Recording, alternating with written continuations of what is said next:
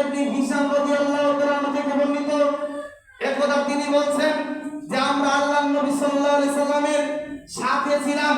আল্লাহর নবী হঠাৎ করে ওমর রাদিয়াল্লাহু তাআলা আনহুর হাতটা চেপে ধরলেন। চেপে ধরার পর আল্লাহর নবী সাল্লাল্লাহু আলাইহি সাল্লাম তখন ওমরকে জিজ্ঞাসা করলেন, ওমর তুমি আমাকে কতটুকু ভালোবাসো, তুমি আমাকে কতটুকু ভালোবাসো? তখন ওমর রাদিয়াল্লাহু তাআলা আনহু তিনি বললেন যে আমি দুনিয়ার ধন সম্পদ, স্ত্রী সন্তান সন্ততি সকলের চাইতে আপনাকে বেশি ভালোবাসি, শুধু আমার নিজের চাইতে নয়, অর্থাৎ নিজেকে বেশি ভালোবাসি, নিজের পরে আপনাকে বেশি ভালোবাসি।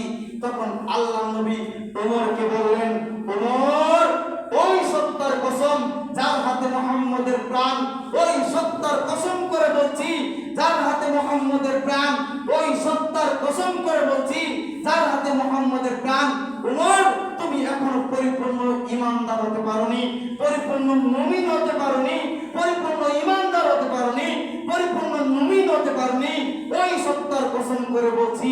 তখন ওমর রাদিয়াল্লাহু তাআলা তিনি বললেন যে আল্লাহর নবী আমি বুঝতে পেরেছি, এখন আমি আমার নিজের চাইতেও আপনাকে বেশি ভালোবাসি।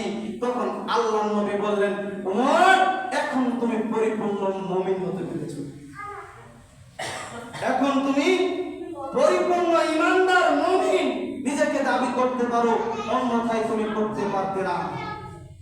তাহলে দেখেন ওমর যার কথা আল্লাহর নবী সাল্লাল্লাহু আলাইহি সাল্লাম দুনিয়াতেই জান্নাতের সার্টিফিকেট দিয়ে দিয়েছেন, দুনিয়াতেই বলে দিয়েছেন জান্নাতি যিনি ওমর রাদিয়াল্লাহু তাআলা আনহু, এমন ব্যক্তি, এমন পাওয়ারফুল ক্ষমতাধর ব্যক্তি। আল্লাহর নবী বলছেন, ওমর তুমি যেই রাস্তা দিয়ে হাঁটো ওই রাস্তা দিয়ে শয়তান হাঁটে না, ওমর তুমি যেই রাস্তা দিয়ে হেঁটে চলো ওই রাস্তা দিয়ে শয়তান হাঁটে না, শয়তান তোমাকে দেখে ভয় পায়, শয়তান তোমাকে দেখে পালিয়ে যায়।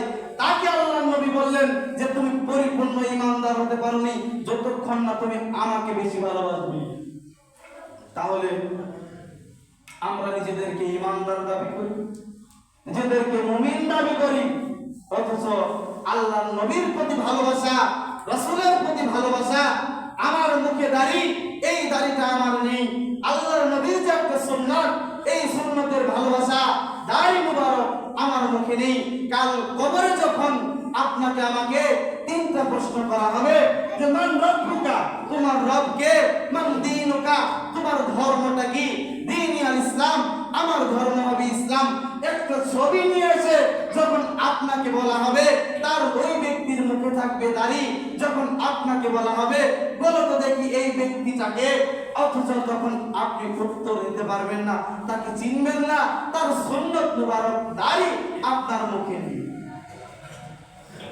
আপনার মুখে নেই, আপনি অথচ নিজেকে ঈমানদার দাবি করেন, নিজেকে মুসলিম দাবি করি, নিজেকে মুসলিম দাবি করি, নিজেকে ঈমানদার দাবি করি।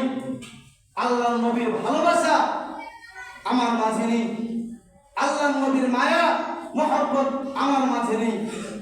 তাহলে আমি কত বড় হতভাগা, কত বড় দুর্ভাগা, আমার চাইতে আর কেউ নয়।